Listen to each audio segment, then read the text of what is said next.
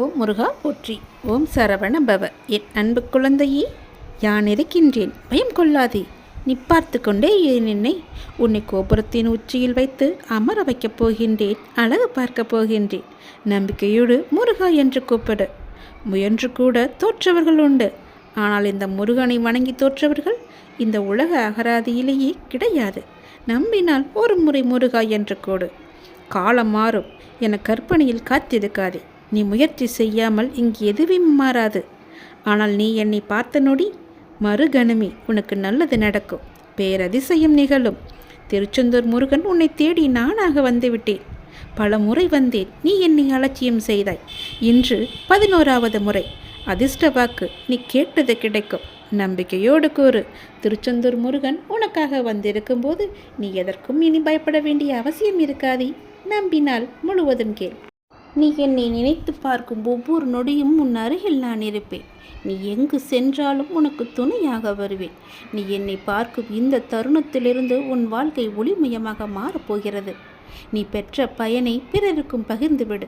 நடந்தது நடக்கும்போது என எல்லாமே நல்லதாகவே இருக்கும்போது, உன் முருகன் உன்னுடன் இருக்கும்போது நீ எதற்கும் பயப்படாதே. உன் கஷ்டங்களை போக்க உன் கந்தன் இருக்கின்றேன். உன் வாழ்க்கையை மேம்படுத்த உன் முருகன் இருக்கின்றேன். உன் நிவர்த்திக்கான வழியை குறைக்க நான் இருக்கின்றேன். உன் எல்லா கஷ்டங்களிலும் உனக்கு துணையாக நான் இருப்பேன். என் அன்பான குழந்தைக்காக ஒரு நல்ல செய்தியை நான் கொண்டு வந்திருக்கின்றேன். நீ கேட்ட நல்ல செய்தி தூரத்திலிருந்து ஒரு தொலைபேசியின் மூலம் உனக்கு நான் அனுப்பி வைத்திருக்கின்றேன். நீ என்னை நோக்கி வர வேண்டும் என்றால் நீ நான் சொல்வதை போல செய்துவிடு.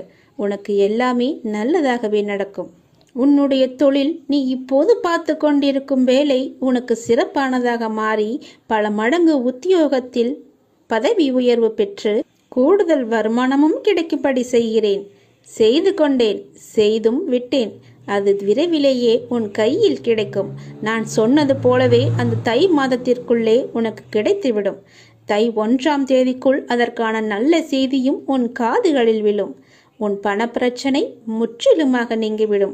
எனக்கு பண கஷ்டம் இருக்கிறது என்ற வார்த்தையை இனி உன் வாயில் இருந்து வராது. உனக்கு நல்லதாகவே நடக்கும். நல்லது மட்டுமே நடக்கும் உன் அப்பாவின் துணையோடு. உன்னுடைய பாரம் மிக கடுமையாகவும் வேதனைகளை தாங்க முடியாததாகவும் வாழ்க்கை நெருக்கடி நிறைந்ததாகவும் இருப்பதை பார்த்து நான் சஞ்சலப்படுகிறேன். என் மனம் சஞ்சலப்பட்டு கொண்டிருக்கிறது. யார் இந்த இக்கட்டான நேரத்தில் உதவுவார் என்று எல்லா இடத்திலும் உனது கையை விரித்து நீ கலக்கம் கொண்டிருக்கிறாய். துக்கமும் துயரமும் இப்போது உன்னை அழுத்தி கொண்டிருக்கிறது. இதிலிருந்து எழுந்து வர நீ முயற்சி செய்கிறாய். ஆனால் உன்னால் வர முடியவில்லை. ஏன் முடியவில்லை என்று யோசித்தாயா?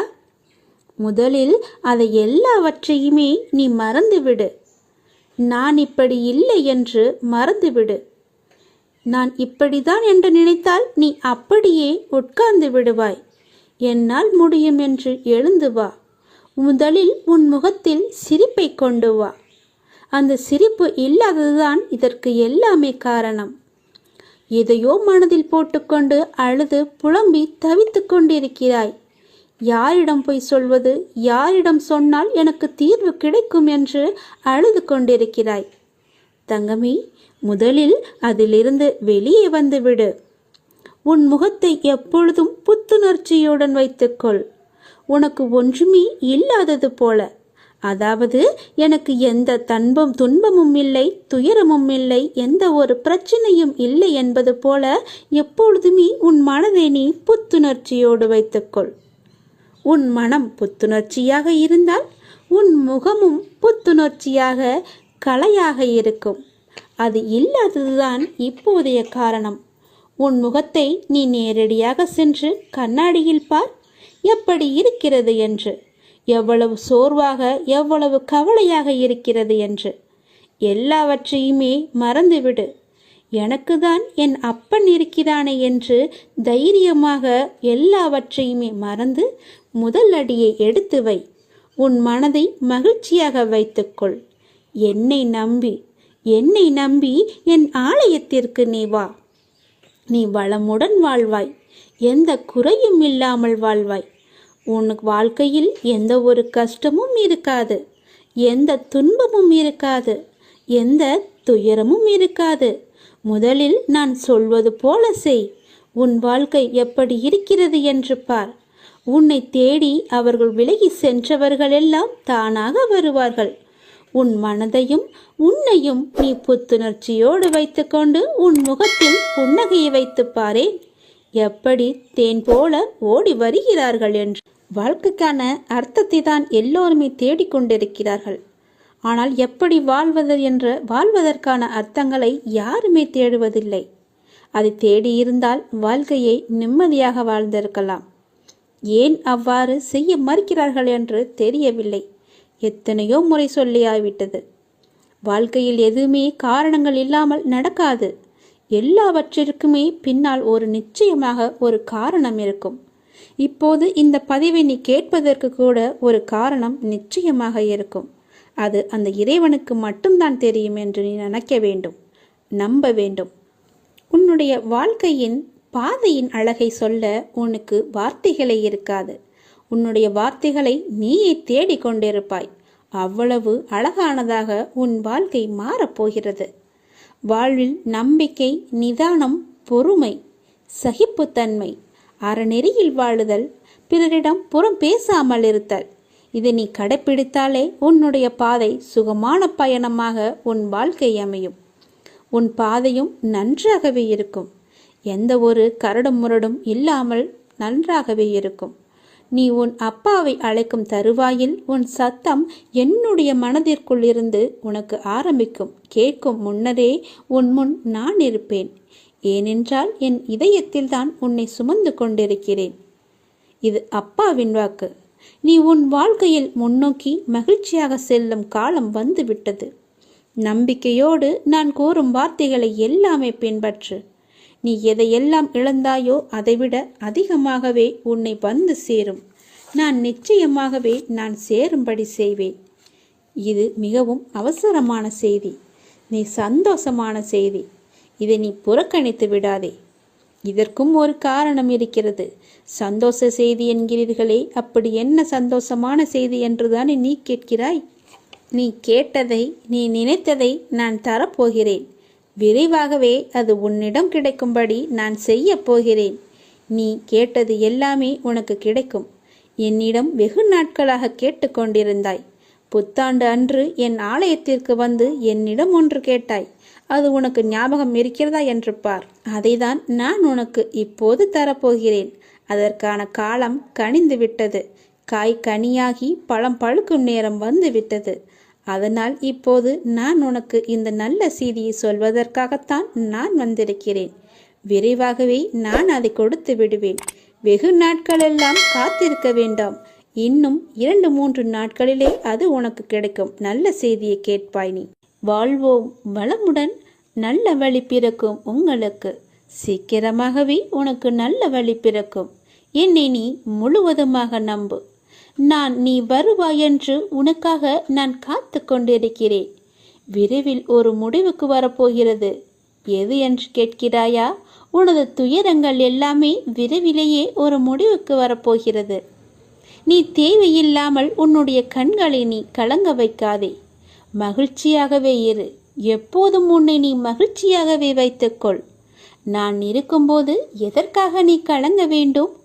என்னை மீறி எதுவும் நடக்கப் போவது இல்லை என்று உனக்கு நன்றாகவே தெரியும். எல்லாவற்றையுமே ஆட்டி வைப்பது நான் தான் என்று தெரியும். அப்படி இருந்தும் வீணான மனக்கவலை உனக்குள்ளே எதற்கு? உன்னை நான் தேர்ந்தெடுத்து நான் வசிக்கும் இடத்திற்கு நான் உன்னை வரவழைத்தேன். ஞாபகம் இருக்கிறதா? எப்படிப்பட்ட சூழ்நிலையில் நீ என்னை வந்து சந்தித்தாய் என்று உனக்கு ஞாபகம் இருக்கிறதா? அதனால் நீ கலங்காதே. என்னுடைய வாக்கு என்றுமே பொய்யாகாது என்பதை நீ நம்ப வேண்டும். எந்த சூழ்நிலையிலும் உன்னை நான் கைவிட மாட்டேன் என்று நீ நம்ப வேண்டும். நம்பிக்கையோடு நீ எப்பொழுதுமே இரு. என் அப்பன் என்னை பார்த்துக்கொள்வார் என்ற நம்பிக்கையோடு இரு. என்னை மீறி எதுவுமே நடக்காது. உனக்கு என்ன வேண்டும் என்று என்னிடம் கேள். உனக்கு வேண்டியது எல்லாவற்றையுமே நானே தருகிறேன். அப்படி இல்லை என்றால் நீயே வேண்டியதை எடுத்துக்கொள். எனது கஜானா வாயிற்கதவு உனக்காகத்தான் திறந்து வைத்திருக்கிறேன். அதில் உனக்கானது நிறையவே இருக்கிறது. அதில் உனக்கு என்ன வேண்டுமென்று நீயே தேடி எடுத்துக்கொள். எது உன்னிடத்தில் சேர வேண்டுமோ அது உன்னிடத்தில் தானாகவே வந்து சேர்ந்துவிடும். அதனால் இது வருமா, கிடைக்குமா, எப்பொழுது கிடைக்கும் என்று நீ ஏங்கி உன்னை நீயே வருத்தி கொள்ளாதே. நிச்சயமாகவே அது உன் கைக்கு கிடைக்கும்.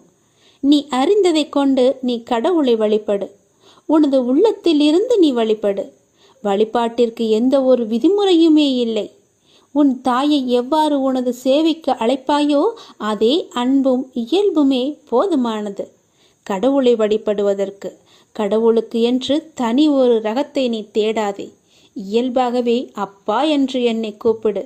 உன் அப்பாவிடத்தில் நீ எவ்வளவு உரிமையாக இருப்பையோ அது போலவே நீ என்னிடத்திலும் உரிமையாக இருக்கலாம். ஏனென்றால் நீ என் பெற்றெடுத்த பிள்ளை. நீ என் பிள்ளை நன்றாக இருக்க வேண்டும், என் பிள்ளை என்னிடத்தில் சகஜமாக பழக வேண்டும் என்றுதான் நான் ஆசைப்படுகிறேன்.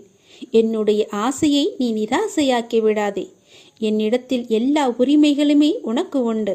நீ என் பிள்ளை, நான் உன் அப்பா. என் அன்பு குழந்தையே, எல்லோருடைய வாழ்விலும் மாற்றங்கள் வருகின்றன. சிலருக்கு கொஞ்சம் தாமதமாக இருக்கலாம். இப்போது உன் வாழ்விலும் நீ எதிர்பார்த்த மாற்றம் வரப்போகிறது. உன்னுடைய பல வேண்டுதலில் உன்னுடைய முதன்மையான வேண்டுதல் விரைவில் நடக்கப் போகிறது.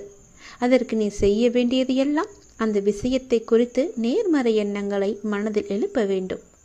அது நடக்கும் என்று நீ நம்ப வேண்டும். உனக்கு அந்த வேண்டிய ஒன்று நிச்சயமாகவே கைகளில் கிடைக்கும். கோவிலில் சாமி முன் இந்த முறைப்படி நீ பிரார்த்தனை செய்து வந்தால் நிச்சயம் நீ நினைத்தது நடக்கும். நமக்கு எப்பொழுது எந்த பிரச்சனை எந்த ரூபத்தில் வந்தாலும் நாம் அந்த பிரச்சனைகளை முடிக்கவும் அதிலிருந்து முழுமையாக விடுபட்டு வெளியே வருவதற்கும் நாம் செய்யும் முதல் காரியம் தெய்வத்திடம் சரணடைந்து பிரார்த்தனை செய்து நம் குறைகளை கூறி வேண்டிய வரங்களை பெற்றுக்கொள்வோம். அது மட்டும் இல்லாமல் நமது வாழ்க்கையில் செய்யும் சில சிறிய தவறுகளுக்கும் தெய்வத்திடம் சென்று அதற்கான பரிகாரங்களையும் செய்து புண்ணியத்தை தேடிக்கொள்வோம். ஆனால் கோவிலில் சாமியிடம் வேண்டுவதாக இருந்தாலும் பரிகாரம் செய்வதாக இருந்தாலும் அதற்கு ஒரு முறை இருக்கிறது. அந்த முறைப்படிதான் நாம் இறைவனிடம் வேண்ட வேண்டும். அப்படி வேண்டினால் கண்டிப்பாகவே அது நிறைவேற்றப்படும். அந்த முறைப்படி பரிகாரம் செய்தாலும் தெய்வம் அதை முழுமையாக ஏற்றுக்கொள்ளும். நாம் நம்பிக்கையுடன் செய்ய வேண்டும். அதனால் இன்று கோவிலில் தெய்வத்தின் முன் எப்படி பிரார்த்தனை செய்வது, எப்படி வேண்டுவது பற்றி தான் நாம் இப்போது சொல்ல போகிறோம். கோவிலுக்கு சென்றால் தெய்வத்தின் முன் மண்டியிட்டு வேண்டு என்று நிறைய பேர் சொல்லி நாம் கேள்விப்பட்டிருப்போம். ஆனால் நம்மில் எத்தனை பேர் இந்த முறையில் தெய்வம் முன் மண்டியிட்டு வேண்டியுள்ளனர் என்பது நமக்கு தெரியாது. ஆனால் அடுத்த முறை நீங்கள் கோலதெய்வ கோயிலுக்கு சென்றாலும் அல்லது வேறு ஏதாவது உங்களுக்கு பிடித்த தெய்வத்துடைய கோவிலுக்கு சென்று வேண்டினாலும் தெய்வத்தின் முன் முட்டி போட்டு உங்கள் பிரார்த்தனையை வையுங்கள். நீங்கள் தெய்வத்தின் சன்னிதானத்திற்கு முன்பு மண்டி போட்டு உங்கள் இரு கைகளையும் ஏந்தி உங்களுடைய பிரச்சனையை குறைகளை கடவுளிடம் சொல்லி வேண்டிய வரங்களை நீங்கள் பெற்றுக்கொள்ளுங்கள். இப்படி நீங்கள் முட்டி போட்டு வேண்டினால் தெய்வம் நாம் கேட்டதை உடனே கொடுக்கும் என சொல்லப்படுகிறது. இப்படி நீங்கள் எந்த தெய்வத்தின் கோவிலுக்கு சென்றாலும் முழங்கால் போட்டு மண்டியிட்டு உங்களின் இரு கைகளையும் ஏந்தி வேண்ட வேண்டும். உங்களுடைய வேண்டுதலை சீக்கிரமாகவே ஏற்றுக்கொள்வார். அதே நேரம் அந்த வேண்டுதல் சீக்கிரம் தெய்வத்தால் நிறைவேற்றியும் தரப்படும் என்பது காலம் காலமாக மக்களிடம் உள்ள நம்பிக்கை.